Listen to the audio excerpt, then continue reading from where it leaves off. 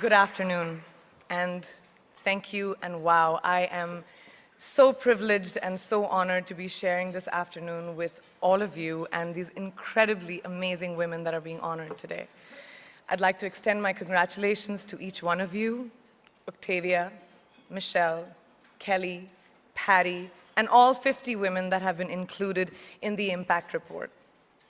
Your achievements not just inspire me, but also so many others to work harder, to be better, and to make a dent wherever we can. So I'm very, very proud to be standing alongside of you.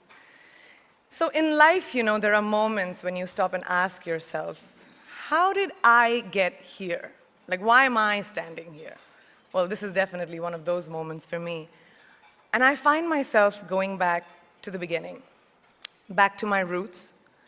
I was born to incredible parents. Amazing parents who served as doctors in the Indian Army. I was the firstborn, and as far back as I can remember, I made my parents very proud and happy 99% of the time. Okay, slight exaggerations of personal achievements are allowed from time to time, don't you think? My brother was born a few years later, and even then, nothing changed for me. We were both given equal opportunities, and I want to emphasize this. I want to really emphasize this for you because I don't think a lot of people might understand that being equal might seem very normal. But where I come from, India, and a lot of developing countries around the world, more often than not, this is an exception. It's actually a privilege. My first experience of the glaring disparity between boys and girls came at a very, very young age. I grew up in a middle-class family with extremely philanthropic parents who constantly reminded me and my brother how lucky we were and how giving back to those who were less fortunate was not a choice. It was a way of life. Simple. I was 7 or 8 years old when my parents started taking me on these visits in a traveling clinic to developing communities around and villages around the city that we lived in called Bareilly. We were packed into this ambulance, and my parents would provide free medical care to people who couldn't afford it. My job at the age of 8 was assistant pharmacist. So I would count all the medicines, put them in an envelope, and give it out to patients. And I really took my job very seriously, very seriously. But the more I went on these expeditions, the more I began to notice the simplest things that distinguished a boy from a girl or a man from a woman. For example, girls were pulled out of school when they hit puberty because they were considered ready for marriage and babies. That's 12 and 13, while boys still enjoyed their childhood.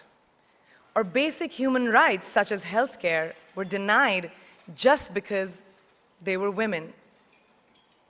Let's call this whole experience trigger number 1 for me. Fast forward a few years and many, many triggers in between. Like a producer-director, for example, early on in my career, I must have been about 18 or 19, telling me that if I didn't agree to the ridiculous terms or painfully low salary in his movie, that he would just replace me. Because girls are replaceable in the entertainment business. That was a memorable one. Made me decide to make myself irreplaceable. But I think what really moved the needle for me and ultimately led me to create the Priyanka Chopra Foundation for Health and Education and around the same time partner with UNICEF was an encounter with my housekeeper's daughter. About 12 years ago, I came home from set early one day and she was sitting in my library reading a book. And she must have been 8 or 9 years old and I knew she loved reading. So I asked her, I was like, it's a weekday, why aren't you in school? And she said, oh, I don't go to school anymore. So I went and asked her mother, and I said, why isn't she in school? And her mom said that her family couldn't afford to send her and her brothers to school, so they chose the boys. The reason, she would eventually get married, and it would be a waste of money. I was completely blown, and it shook me to my core. Eventually, I decided to cover the cost of her education so that she could continue to learn, because education is a basic human right.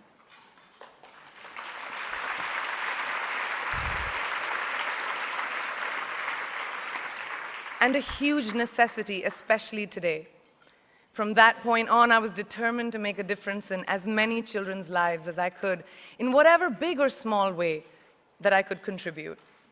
There's a really, really beautiful quote that I read recently, and I think it's absolutely appropriate to explain what I'm trying to say today. The hand that rocks the cradle, the procreator, the mother of tomorrow, a woman shapes the destiny of civilization. Such is the tragic irony of fate that a beautiful creation such as a girl child is today one of the gravest concerns facing humanity. Girls have the power to change the world. It is a fact, and yet today, girls are more likely than boys never to set foot in a classroom, despite of all the efforts and progress made over the last 2 decades. I'm just going to give you a stat, more than 15 million girls of primary school age will never learn how to read or write, compared to 10 million boys. Primary school, it's the beginning of our future. Over the last 11 years, I have witnessed firsthand the incredible work that UNICEF does for children around the world, especially victims and survivors of child marriage, displacement, war, sexual violence. But there is still so much work to do. And for me, that is the fuel to my fire. The reason I'm so committed to this cause, and that is where my passion stems from, because I know that a girl's education not just empowers families, but communities and economies. A result of her education, we all do better. It's just as simple as that.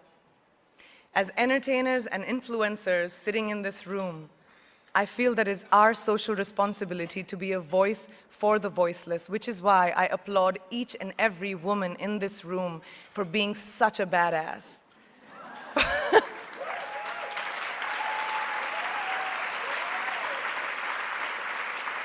For using your platform and your voice to contribute to change, and for ensuring that there is not even one lost generation as long as we are alive. I'd like to thank Variety and all of you for encouraging me and all of us in this room to keep going and fighting on. Thank you so much.